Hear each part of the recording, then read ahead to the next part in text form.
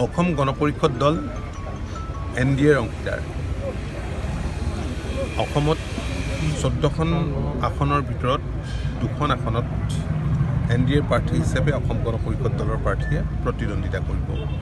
এয়া হৈছে বৰপেটা আৰু ধুবুৰী। এখনত UPPL কৰিব আৰু বাকী আসনত ভাৰতীয় জনতা পাৰ্টি কৰিব। এতিয়া ফাৰ্ষ্ট ফেজত যিকেইটা লোকসভা সমষ্টি ইলেকশ্যন হ'ব, এই আটাইকেইটাতে ভাৰতীয় জনতা পাৰ্টীৰ আমাৰ মিত্ৰজোঁটৰ প্ৰাৰ্থী আছে।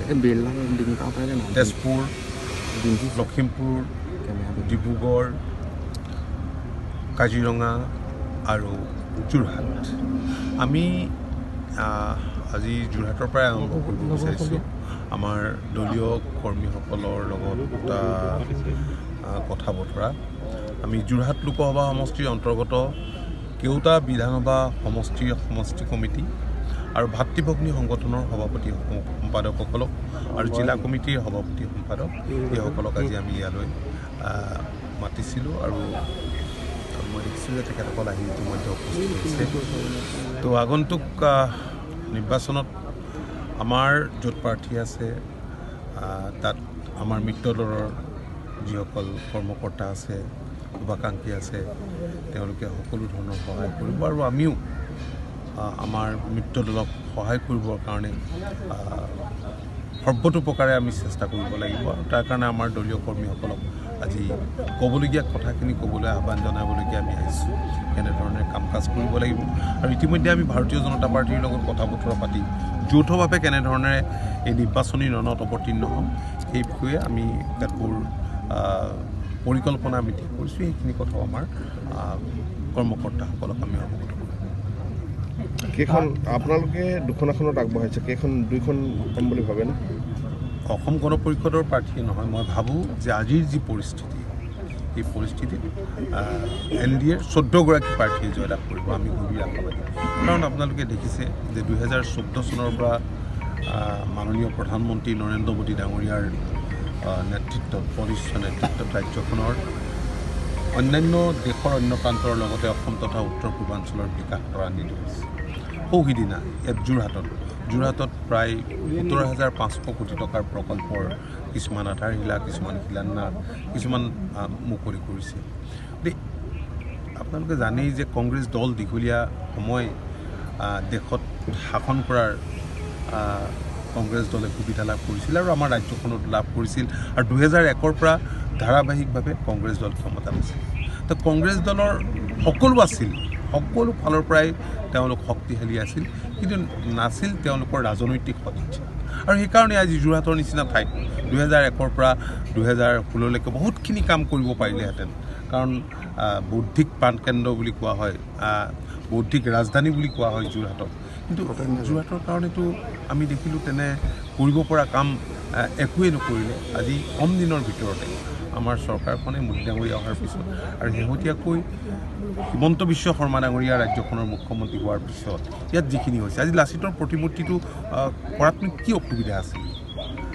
যিসকল আমাৰ বীৰ বীৰাংগনা সেইসকলক স্বীকৃতি দিয়াত, সেইসকলক বিশ্ব দৰবাৰলৈ লৈ যোৱাত কি অসুবিধা আছিল? সেই কামখিনিতো কৰিব পাৰিলেহেঁতেন। আজি যিমানখিনি কাম, আজি ব্ৰহ্মপুত্ৰৰ ওপৰত ব্ৰিজকে ধৰি আজি যিদৰে সকলো ঠাইতে ফ্লাইঅভাৰ হৈছে, ৰাস্তা ঘাট পদূলি নিৰ্মাণ হৈছে, তো যিধৰণে ইনফ্ৰাষ্ট্ৰাকচাৰ ইয়াত ডেভেলপমেণ্ট হৈছে, তো কংগ্ৰেছৰ দিনততো একো হোৱা নাছিল। যোৰহাট সমষ্টিত এইবাৰ গৌৰৱ গগৈ প্ৰতিদ্বন্দ্বিতা কৰিছে, তীব্ৰ প্ৰত্যাহ্বান হিচাপে থিয় দিছে নেকি বাৰু মিত্ৰ দলৰ? মই নাভাবোঁ, কাৰণ মানুহে বিকাশ বিচাৰে, উন্নয়ন বিচাৰে, ডেভেলপমেণ্ট বিচাৰে। এইটো ইণ্ডিভিজুৱেল গেম নহয়। এই যুদ্ধখন কংগ্ৰেছ আৰু NDA ভাৰ্চাছ NDA। আজি তপন গগৈ ডাঙৰীয়া ইয়াৰ MP আছিল। তপন গগৈ ডাঙৰীয়াই 4 চুক চিনি পায় সমষ্টিটো, তোমাৰ এজন অভিজ্ঞ, আৰু তেওঁৰ এটা ভাৱমূৰ্তিও আছে, এটা নিকা ভাৱমূৰ্তিটো আছে। দীৰ্ঘদিন ধৰি তেওঁ এটা অৰাজনৈতিক সংগঠনৰ নেতৃত্ব বহন কৰি আছিল, গ্ৰাছৰুটতো আছিল, সেই সূত্ৰেও পাইছোঁ। তেওঁ কামৰ মানুহ, মানে বহু ধৰণৰ কথা হয়। কিছুমান মানুহ বহু গল্পী, কিন্তু প্ৰেক্টিকেলি ৰিজাল্ট নাই, ৰাজনৈতিক সদিচ্ছা নাই।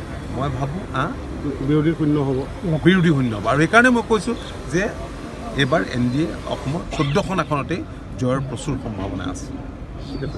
যোৰহাট লোকসভা সমষ্টিৰ আমাৰ আটাইকেইটা বিধানসভা সমষ্টিৰ বিষয়ববীয়াসকলৰ লগত আমি নিৰ্বাচনী কৌশলৰ বাবে ইয়াত একত্ৰিত হৈছোঁ আৰু যোৰহাট লোকসভাৰ ক্ষেত্ৰত আপোনালোকে যিটো বিষয় উত্থাপন কৰিছে আচলতে আমি যিটো প্ৰত্যক্ষ কৰিছোঁ আজি বিকাশৰ যিটো জোৱাৰ বিকাশৰ যিটো বন্যা আমি যোৰহাট লোকসভা সমষ্টিত ইতিমধ্যে আমাৰ মাননীয় মুখ্যমন্ত্ৰী ডক্টৰ হিমন্ত বিশ্ব শৰ্মাৰ নেতৃত্বত আমি পাইছোঁ।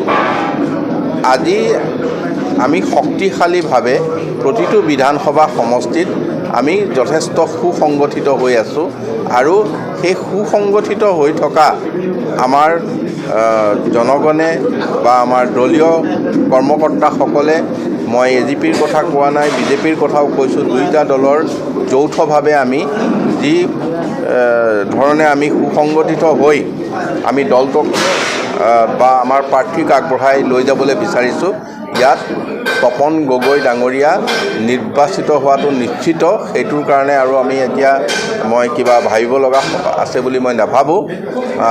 নিৰ্বাচনত হয়তো তেনেকৈ সংবাদ মাধ্যমেই হওক অন্যান্য ধৰণেই হওক নিৰ্বাচনৰ যুঁজবিলাকত সেই কথাটো থাকিব, কিন্তু ভোটৰ ক্ষেত্ৰত আমি যথেষ্ট আগবাঢ়ি আছোঁ আৰু ৰাইজে সেইখিনি আমাৰ ওপৰত আস্থা আৰু বিশ্বাস ৰাখিছে বুলি মই ভাবোঁ। আসন চাওক, আমাৰ সকলোৱে কয় যে 11খন আসন নিশ্চিত, কিন্তু এতিয়া আমি লাহে লাহে দেখিছোঁ যে 11খন নহয়, আমি যিকেইখন আসনৰ ওপৰত কিছু আমাৰ সন্দেহ আছিল তাত যেতিয়া প্ৰাৰ্থিত্ব ঘোষণা কৰা হ'ল তাৰপিছত ৰাইজৰ পৰা যিটো সঁহাৰি পাইছোঁ বা বিৰোধীৰ যিটো প্ৰতিদ্বন্দ্বিতা এই আটাইকেইটা চালে আমাৰ এতিয়া যদি নগাঁও হওক বা কৰিমগঞ্জ হওক এইকেইখনত আমি আগবাঢ়ি গৈছোঁ। ধুবুৰীৰ কথা আহিছে, ধুবুৰীতো কংগ্ৰেছ আৰু UDFৰ এটা প্ৰতিদ্বন্দ্বিতা আছে শক্তিশালী। তাৰপিছত আমাৰ বৰ্তমান অসম গণ পৰিষদ দলে সেই সমষ্টিটোত কেইবাজনো বিধায়ক ইয়াৰ আগতে নিৰ্বাচিত কৰিছে। যোৱাবাৰৰ আপুনি ভোটৰ যিটো নিৰিখ সেইটো চাই যদি আপোনালোকে গম পাব আমি ছেকেণ্ড পজিশ্যনত আছিলোঁ যোৱাবাৰ ধুবুৰীত। গতিকে আমি এতিয়া ফাৰ্ষ্ট পজিশ্যনলৈ যাবলৈ আমি অগ্ৰসৰ হৈছোঁ আৰু এনে হ'লে 14খন আসনেই আমি মিত্ৰজোঁটে পাম বুলি মই আশা কৰোঁ। লোকসভা বিৰোধী শূন্য হোৱাৰ পথত আগবাঢ়িছে। মই ভবা নাই এইটো প্ৰত্যাহ্বান হ'ব, কাৰণ আজি কংগ্ৰেছ দলটোৱে যিটো তেওঁলোকৰ প্ৰদৰ্শন কৰিছে আমি গোটেই সৰ্বভাৰতত বা অসমত আমি যিটো দেখি আছোঁ, গতিকে এতিয়া কংগ্ৰেছক লৈ পুনৰ ৰাইজ আগবাঢ়িব মই এইটো কথা নেভাবোঁ। ৰাইজ এতিয়া বিকাশৰ লগত উন্নয়নৰ লগত, গতিকে আমাৰ মুখ্যমন্ত্ৰী ডক্টৰ হিমন্ত বিশ্ব শৰ্মাৰ নেতৃত্বত যিখিনি অসমত আমি আগবাঢ়িছোঁ ৰাইজে আমাক বিশ্বাস আৰু আস্থা ৰাখিছে বুলি মই ভাবোঁ।